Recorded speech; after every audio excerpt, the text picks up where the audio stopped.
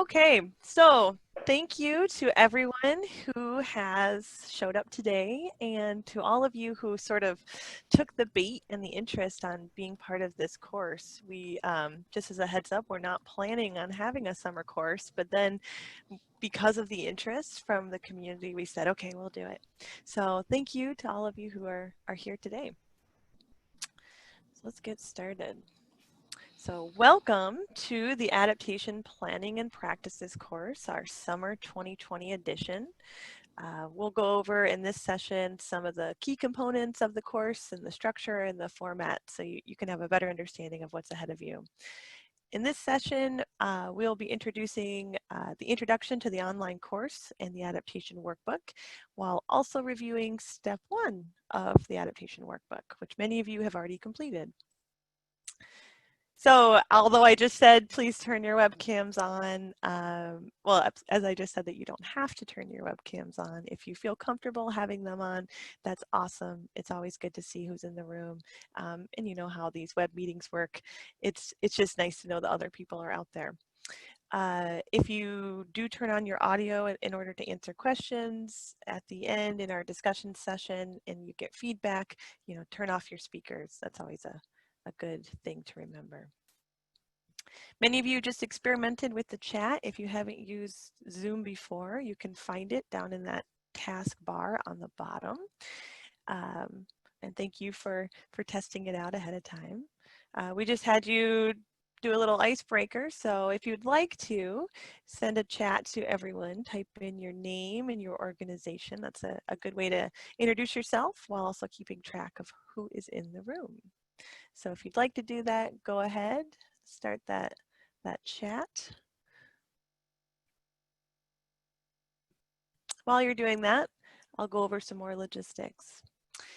So we will be doing a lecture every week, most weeks throughout the 8-week session. There will be one vacation week, and I'll go over those details in a minute. Each of these lectures are recorded, and that's because, this is a dynamic time for all of us. It's pretty complex. Things happen, life gets in the way, and we totally understand that. There is no penalty for missing a class, but we would really like it if you tried to prioritize attending, and we can try to move the class if this time is just not workable for many of us. But in the meantime, the recordings will go up within the same day as the lecture, and I will create a playlist on our NIACS YouTube webpage for you to find all of the lectures that are part of this course. And if you're interested, you can look back at the other courses that are still online. I'll send Patricia, myself, or Courtney will send up a follow-up email after each lecture with a direct link to that recording as well. So I just mentioned some of my partners in this course, in the summer session. And Patricia will introduce herself. She's in the room with us today, but not in the room with us are Courtney Peterson. She is one of our colleagues who works out of Colorado State University.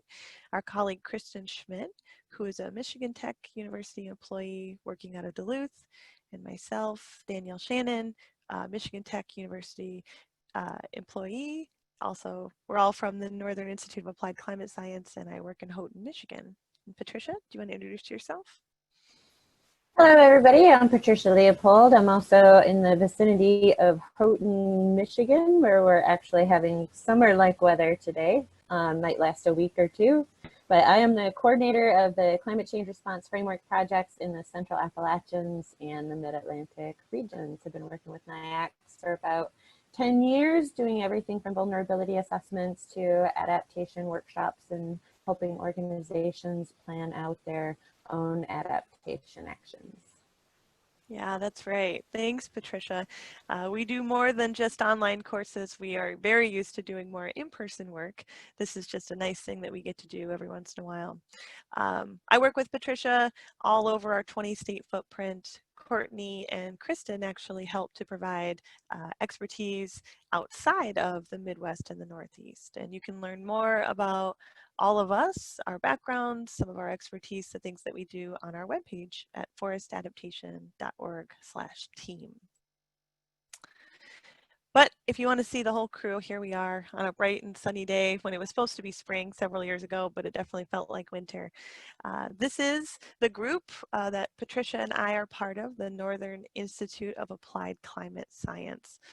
Now, if you haven't heard of our organization before, we are an organization that helps to span the boundary between academic research and practical information that can support land management who need to make decisions about climate change in their long-range planning.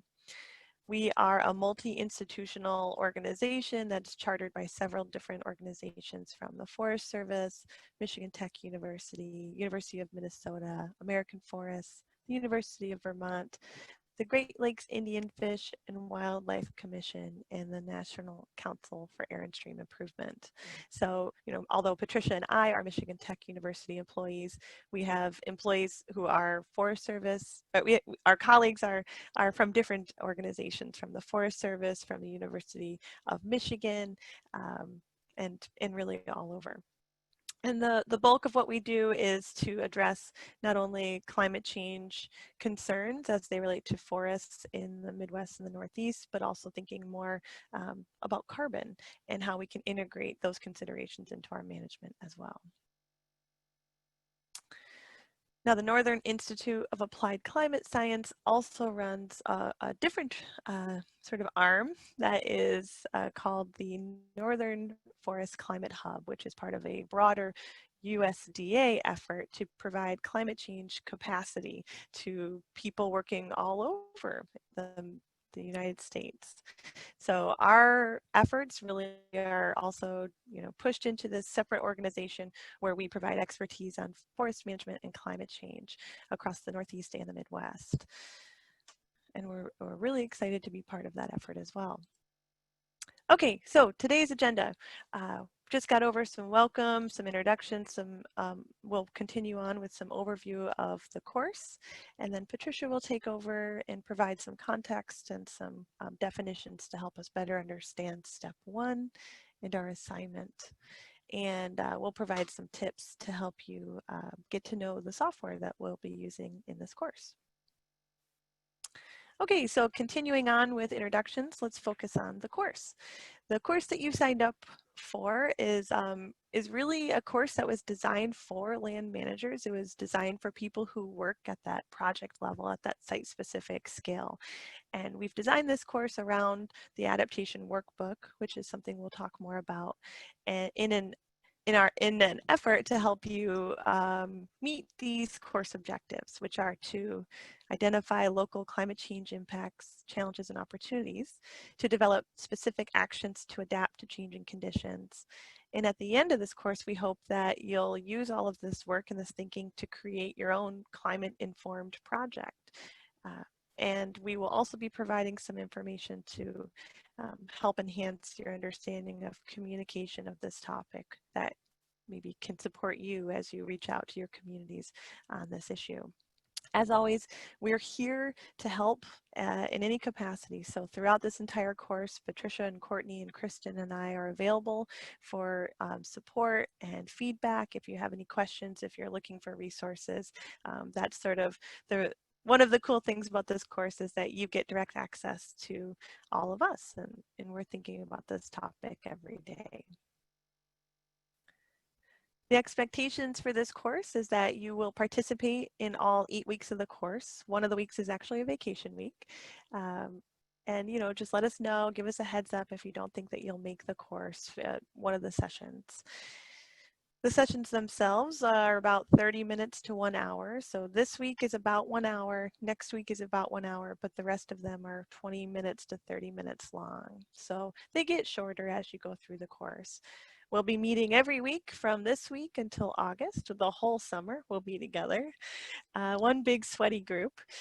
There will be a vacation week during July 14th, so keep that in mind. And I sent out calendar appointments, so I'll ensure that July 14th is not listed as a session date. After each of our lecture sessions, we hope to keep you for another 30 minutes just to do some brief activities and some sharing, just to talk about what it is that you accomplished in the previous week. All of our meeting dates are outlined in the Getting Started guide, and the Getting Started guide I sent to all of you, but it's also included in the Adaptation Workbook online software. And what you'll see is this progression of going through the different steps of the adaptation workbook from steps 1 all the way to step 5. And then we'll end it with, you know, this whole sequence of telling your adaptation story and starting with communication. And at the end of the course, we'll actually have you tell your adaptation story in a 5-minute presentation. So the biggest course expectation is that there are things to do every week. So to the best of your abilities, if you can keep on track with that and just, you know, take those bite-sized pieces every week, complete the homework, and just stay, you know, stay with us. That's our general expectation. We know that life gets in the way and that sometimes you can't always get everything accomplished when you want to, but if you can try to prioritize it, it will only help you in the end, because this can get really onerous if you put it off for a while and try to do it all at once. So just stay with us. That's really our only expectation. Besides being engaged, I should say. So if you can, close your email, mute your cell phone, just try to keep, you know, focused within this 1 hour, and that will also be really helpful to not only us, but to our everyone else in the room. One really cool outcome of this is that you'll get to meet everyone in the course and maybe make some really neat local connections that will increase your own network and a broader understanding of how other people like you are thinking about this issue and the actions that they're deciding to take to cope with climate change.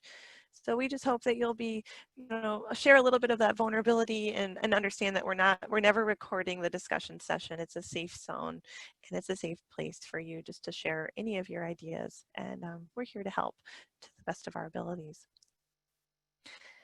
At the end of the course, if you are a person who's looking for continuing education credits, you will be eligible for 21 Category 1 continuing forestry education credits. We've already been approved by the Society of American Foresters, which is awesome. If you have another organization that you are part of that you can get credit for continuing ed credits, let me know and I'll apply for that course. I'll apply our course to see if it is eligible within their curriculum.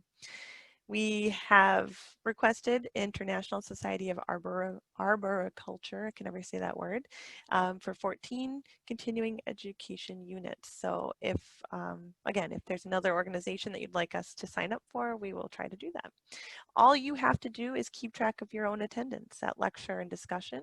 And at the end of the course, we'll send you a survey and you can sort of tell us what dates you attended, and that will help us as we send that information to SAF for you to claim your credits. And then we'll send you a certificate at the end of the course as well. Okay, so I kind of went fast. Does anyone have any questions?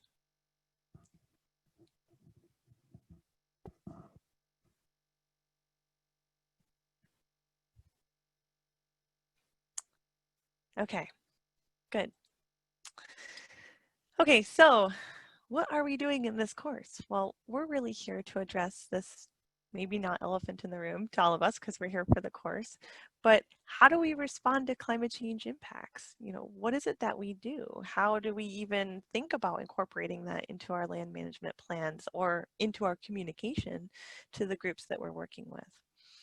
Well, before we go all the way down that road, we should stop and define what the word adaptation is. And adaptation is really the responses that we can take in preparation for or in response to climate change. So these are the actions that we're taking to help adjust our ecosystems to really maybe change the alignment of what we're doing on the ground in response to climate change. Now, what do those actions look like? Well, you'll be deriving your own adaptation actions in this course, but the underlying idea is that adaptation actions are designed to intentionally address climate change impacts and vulnerabilities in order to meet the goals and objectives that we've set out to do in our projects. So it's all about intentionally addressing climate change in our actions. So we're not trying to do climate washing where we're just, sure, everything I'm doing is resilient. We're trying to really clearly connect the dots between climate change impacts and our goals and our objectives and the things we're trying to do on the ground. Now, these ideas are very likely going to be drawn from those toolboxes that you already have, that you're already comfortable doing, or maybe things that you're aware of doing that are in that realm of sustainable management, conservation, and restoration.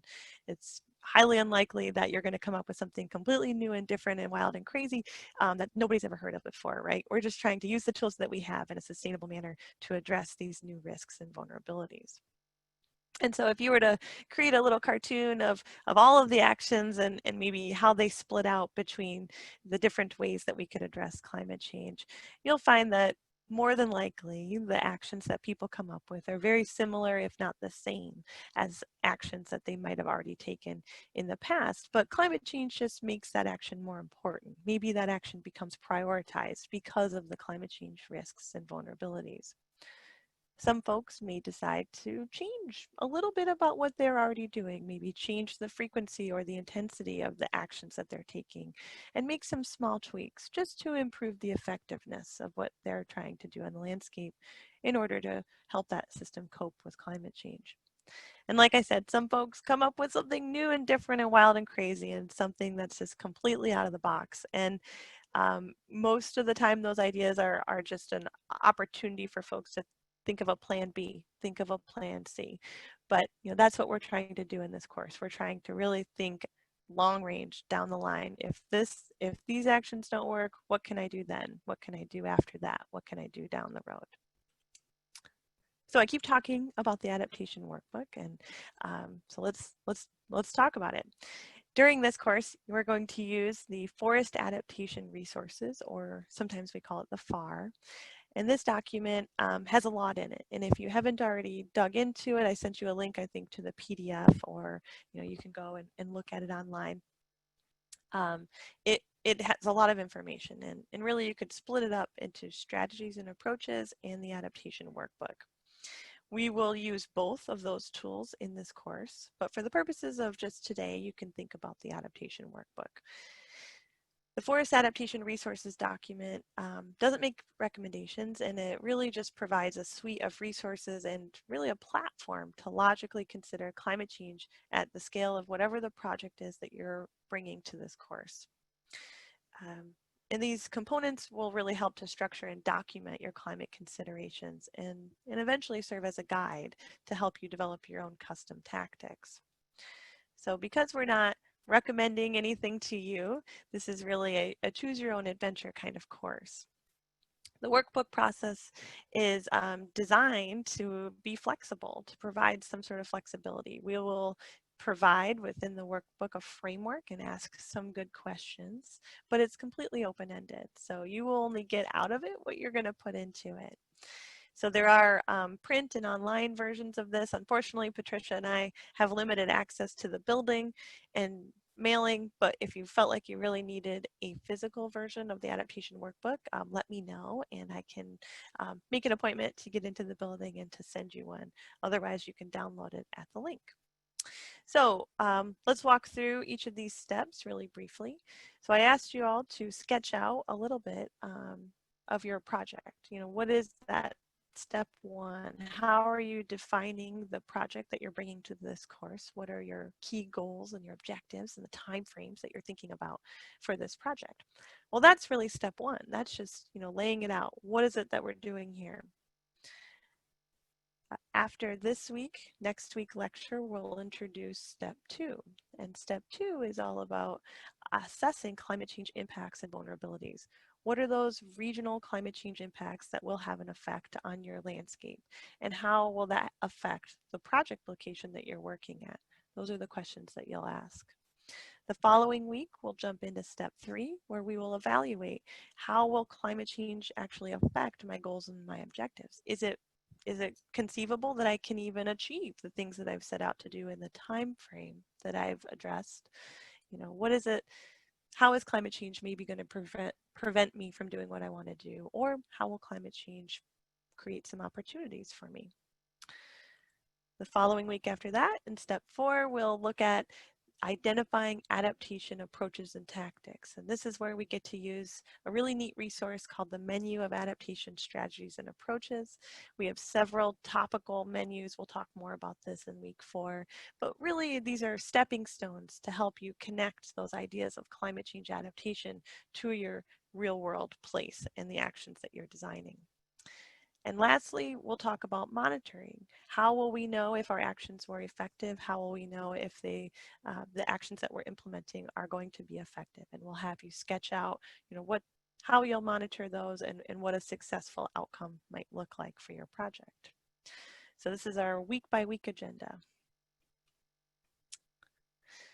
So one cool thing is that a lot of people have used the adaptation workbook over the years, and not only all the folks that are in this class, but several of you who have come before. So we have worked with over, I would say, well more than 350. We have 350 projects so far. I think we actually have probably more than 400 at this point. I haven't updated the map in a while.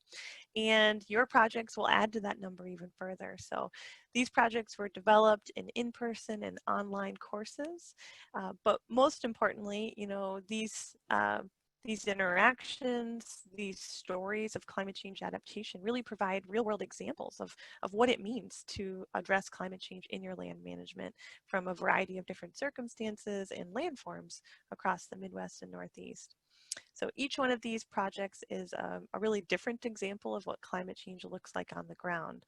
And we have actually created a really neat library if you want to go and review any of these stories. And we've outlined those stories so that you can very clearly see what their goals and their objectives were, what their climate vulnerabilities were, and the actions that they took in order to respond to that.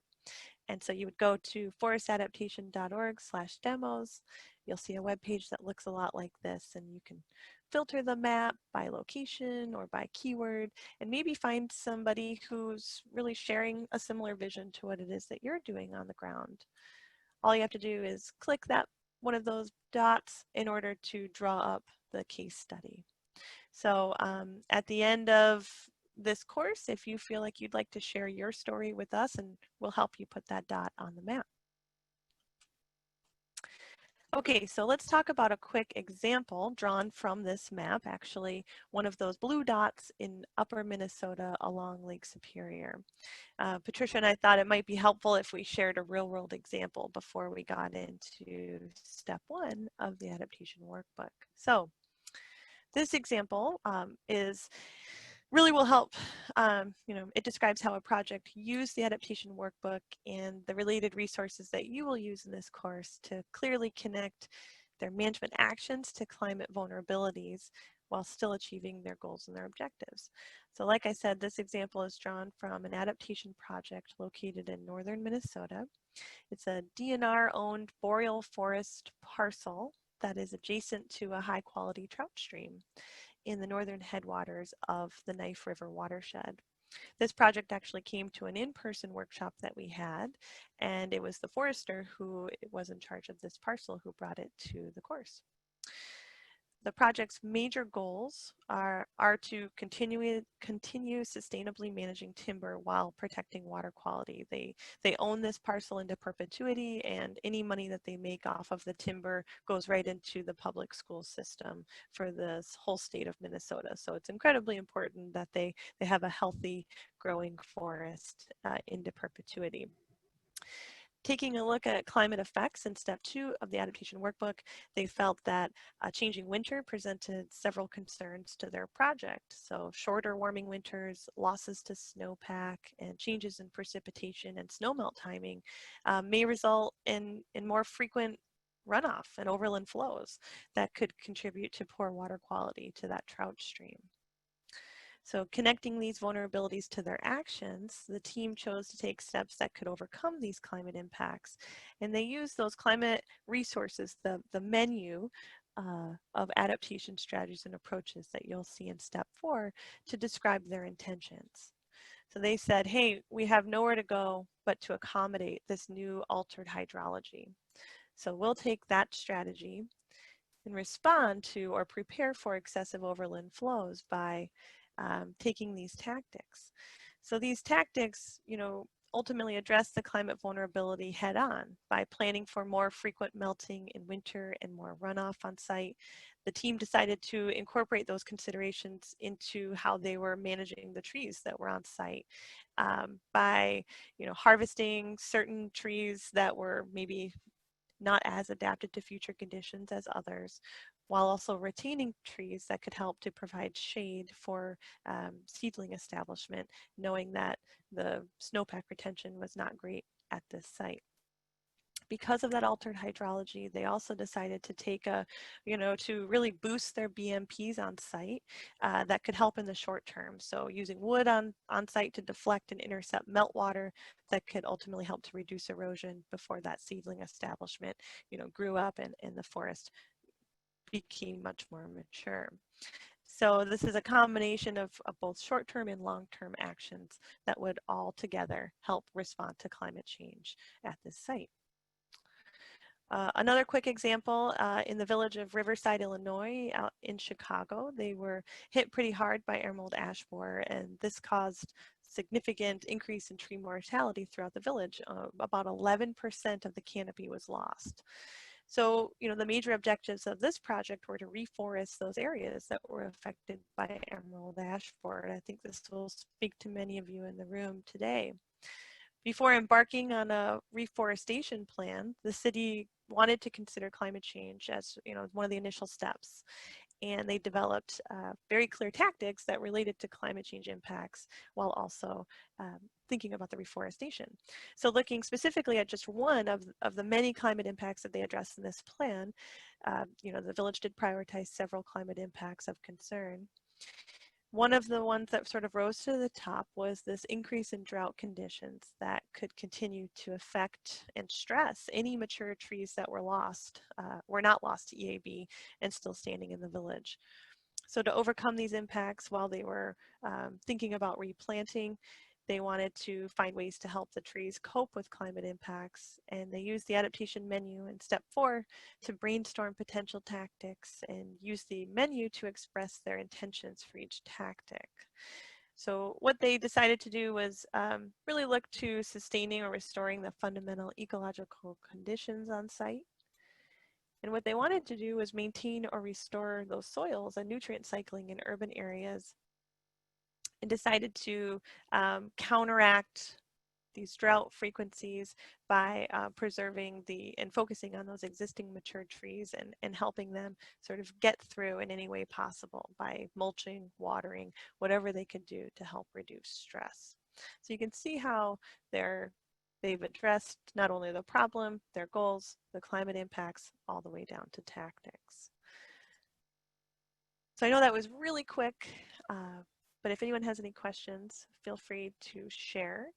And I'm going to stop sharing so Patricia can take over.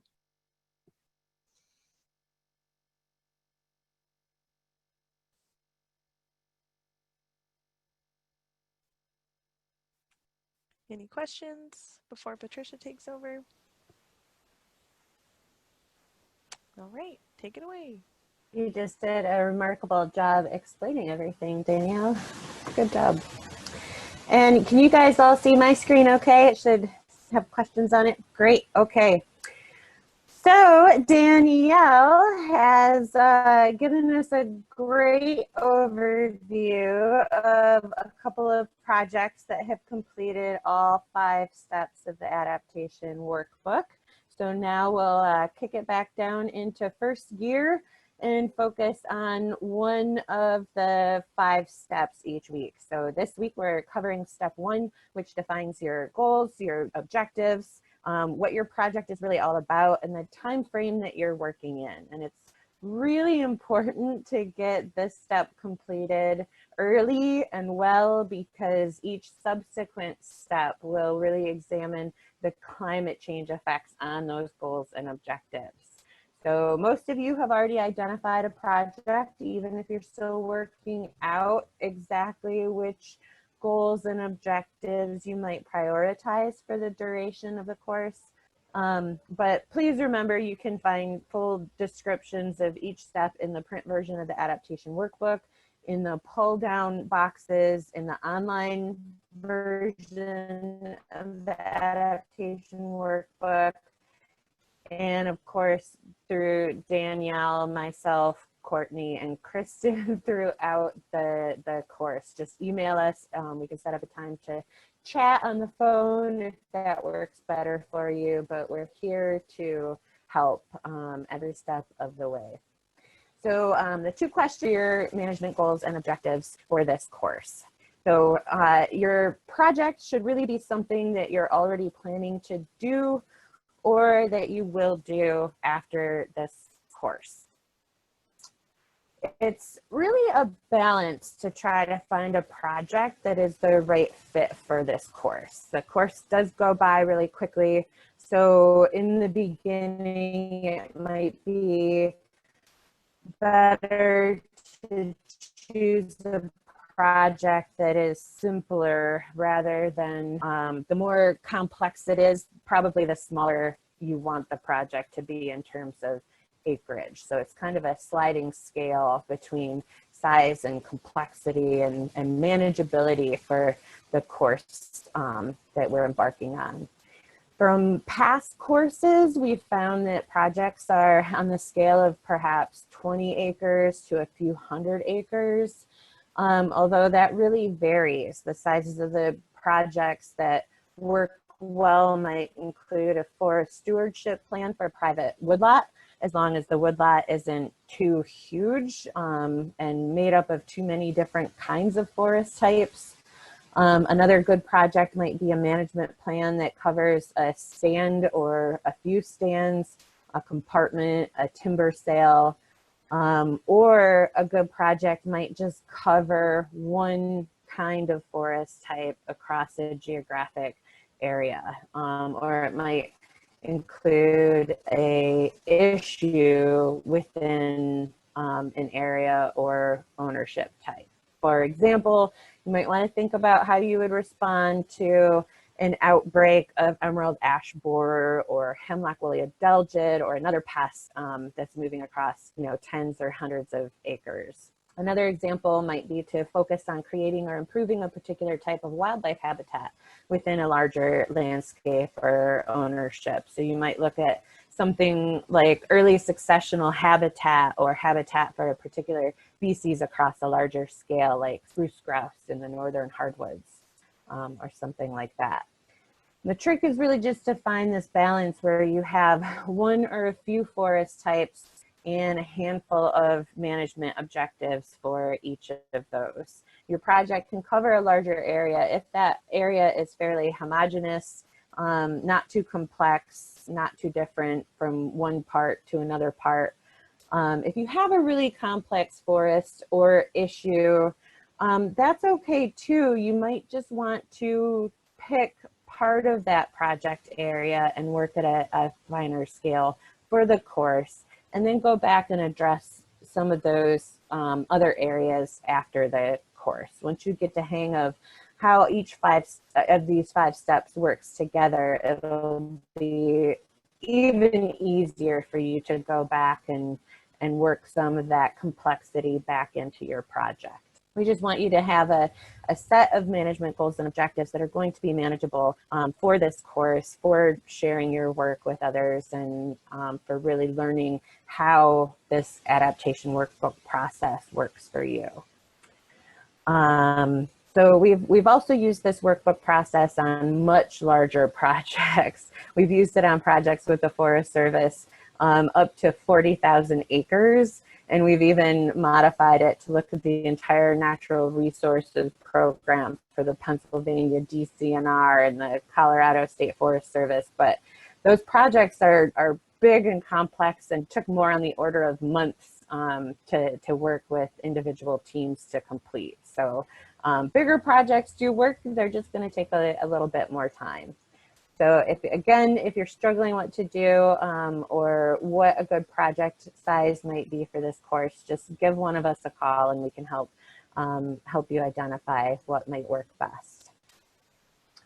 So once you identify, once you decide on your project, you'll define your management units. Once you set up your project in the adaptation workbook, depending on where you drop the pin, the workbook will offer some predefined land uses and forest types, but you can also create a new type if that's not listed, especially if you're outside of the Northeast, you might have custom forest types.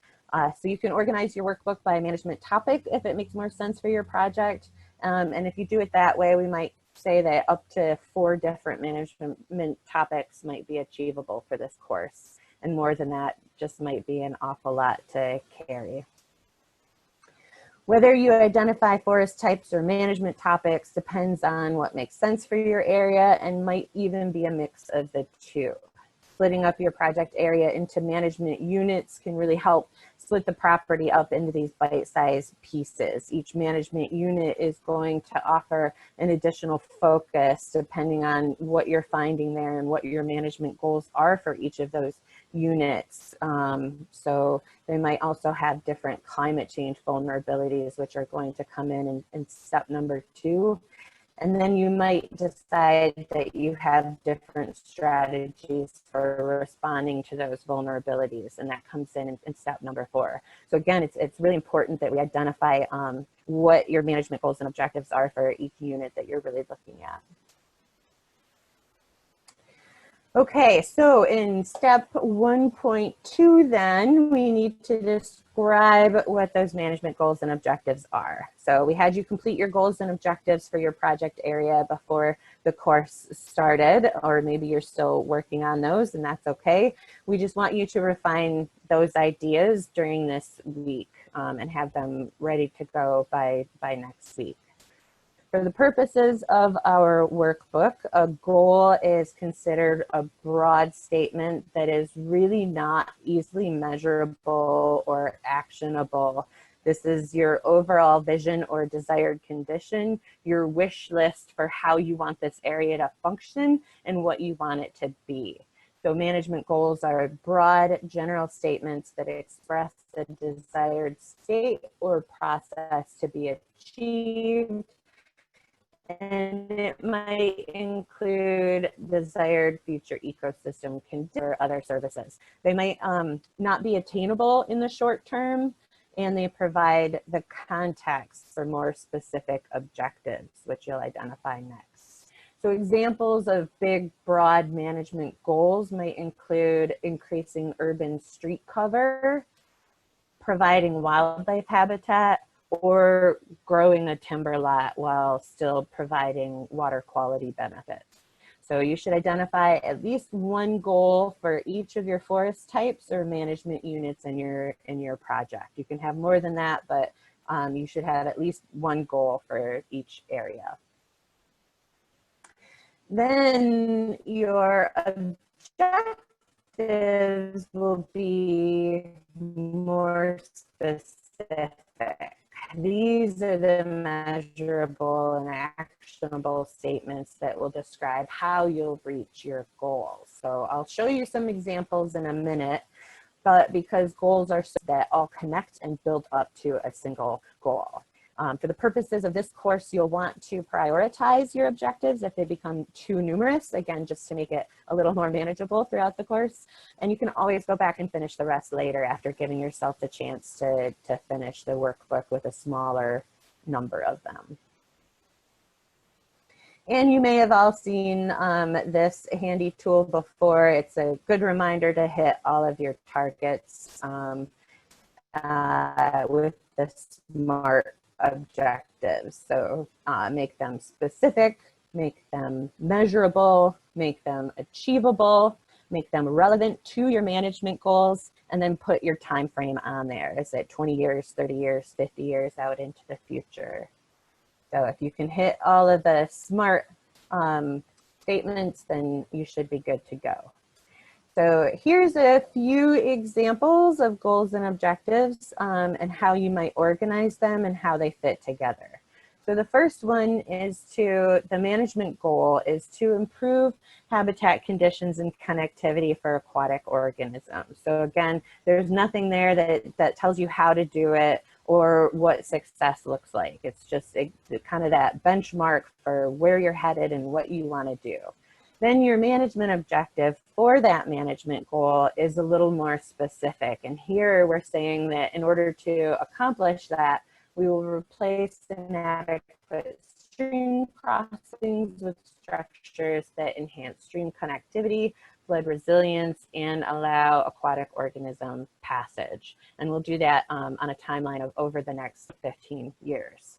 So hopefully that makes sense to everybody. Another example is to regenerate oak stands that are susceptible to decline in the near future, either because of oak wilt or another threat. Our management objective then is a little more specific, and it says that we will establish 200 acres of seedlings and saplings with at least 50% of a young oak component, and we'll do that over 20 years. So you can start to see how these goals are broad, the objectives are a little more specific, and then we're really identifying that time frame at the end of it.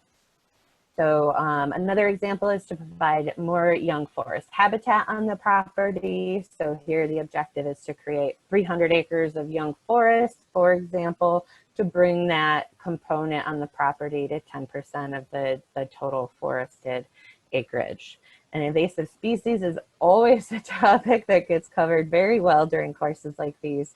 So reducing invasive species cover is a common management goal, and you might describe your objective related to that by reducing the area of a specific invasive or all invasives from a percentage to a smaller percentage. And in this example, the time frame is over 10 years. So hopefully that all makes sense. We realize that it's really hard to describe what good goals and objectives are. So we're trying to provide more and more examples of what those might look like. And I think overall, people in this course are doing really good. We've had 11 step ones submitted so far, and they're all covering the right kind of information and just getting it organized into broad objectives, more specific, or sorry, broad goals, what we're going to focus on this week, being, Goldilocks. Let's say we have a goal to enhance habitat conditions in a northern hardwood forest because our forest is too homogeneous. And if you're in the Northwoods, that means it's probably all sugar maple. So our management objective, if it's too vague, it might say something like promote resiliency of tree species at 30 plus years. And that's too vague because it really feels more like a goal. And it also doesn't really tell you what resiliency means. What are we being resilient to? Is it climate change? Is it insect pests and pathogens? Is it just higher rates of disturbance overall? What are we really trying to do here?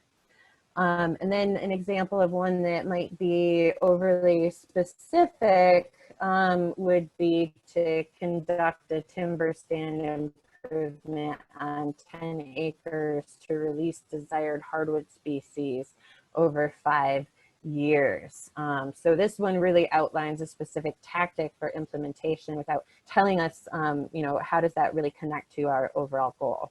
So if you're looking at the one that is just right, then we're looking at the one that is the objective is to increase structural diversity through a series of forest harvests that promote regeneration over 20 years. So this one, it indicates a direction of action. It's not too specific, it's not too broad, but it allows us to continue to make those linkages between broad goals, specific objectives, and then later in the course, very specific adaptation tactics.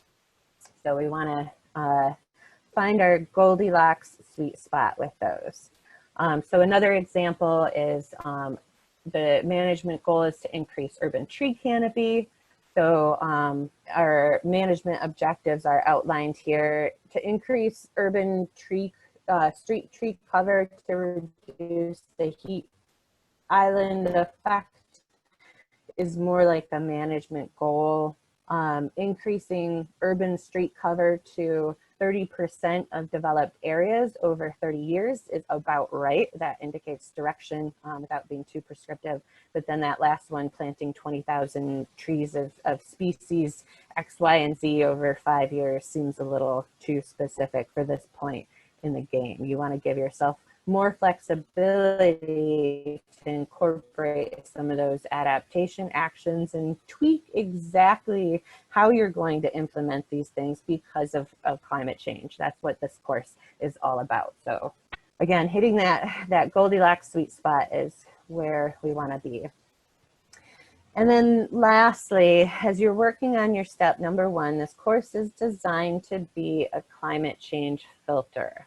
So what we want for you to be able to do in this course is to think about all of your business as usual management goals and objectives, then think about climate change and how climate change might affect your plans. So we'll discourage you from putting down goals that are aimed at creating a resilient forest or creating an adapted management plan, because that's what all of your goals and objectives should be doing by completing this course. So if you in step 1 can really look at your project and provide the objectives that are tied to the ecosystem services and benefits that you hope to see, like timber production, forest cover, water quality, and other benefits, then this course will evaluate all of them. And the end of course product will be a climate adaptation plan that includes specific details for all of your objectives. Okay, so here are some good things to keep in mind. And I'm going to have Danielle jump in here if I don't cover everything. But now that we've kind of covered step number 1 in a nutshell, let's get oriented to the online workbook format. Building a goal to build resilience to climate change can get really circular, and we want to continue the benefits of forest adaptation into the future. We really want to make sure our goals are thinking to 50 to 100 years out. Again, we don't need these to be automatically related to climate change. We want our goals and objectives to be area-wide or specific to a particular topic or land use. So just keep those things in mind as we run through. And with that, I think I had a slide. I'm going to skip ahead because this is the slide I thought I was actually going to talk about. Okay, so now that you have a general idea of how the process works, we want to give you some pro tips for using the online adaptation mission and then compile it into a printable report at the end of the course. So before I give you these tips, though, Danielle has created a whole document that can help you navigate the adaptation workbook, and that is your getting started guide. It's included in our follow-up email after this class, and it's also available in the online adaptation workbook. Danielle has also set up a login for each of you using the email that you used to register for this course. And that's how you will create your online account. So if you don't remember which email you used, or that's not the best email to use going forward, just let us know and we can make a different account for you. Then once you create your online account using that email address, you'll need to associate it with the online course and create your project. The Getting Started Guide will walk you through how to do this. And again, just let us know if you have any problems. And then finally, once you have created a project, you'll see prompts to enter your location, your project description, your goals, objectives, and associated timelines. And that will essentially get you completed with step number 1 in the adaptation workbook. And I see Danielle wants to jump in. I was wondering, I was like, hey. Okay, Thank you. I noticed that a bunch of folks have already registered and a bunch of folks have already started creating projects. I just want to make sure when you just go through that getting started guide, that tutorial at the end, and ensure that you are associating that project with the course. You may have created an account before I put your email into the course enrollment. And so you might be creating like a project that doesn't have any of the homework or any of the associated course materials. So we'll just check in with you this week to ensure, but you can double check by going through the Getting Started Guide tutorial and looking at all those screenshots. And if one of them isn't familiar, you might just want to recreate a project. So better to do that now than when you get really far down through step one. Thanks, Patricia. Great. Yeah, thanks. And we'll have time for questions before we launch into our discussion session, but just to kind of give you an overview of what to accomplish by next Monday. So we'll have you record an introduction onto Flipgrid. There's instructions in your Getting Started guide for that, and it's just a way for everybody to get to know you a little bit better. It's actually really fun, and you can include little stickers and things like that. So get creative and just have a lot of fun with it. We really want to get to know you and what you're bringing into this project. And then we want you to complete step 1 of the adaptation workbook. There's a little homework section following step number 1, just a few easy questions that will help us gauge your progress and also help us make this course better for future victims. And then keep track of your own attendance for your continuing forestry education or your arboriculture credits. So at the end of the course, we will just ask you to submit your own attendance and your request, and we can put those in for you and get you the credit that you deserve.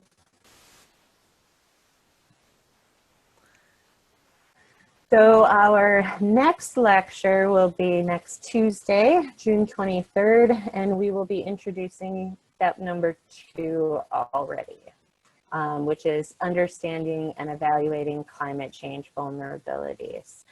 So we want you, again, to have that step number 1 really solid before we move into figuring out how climate change affects those goals and objectives and your project area. And with that, this is where the question slide, I think, should be.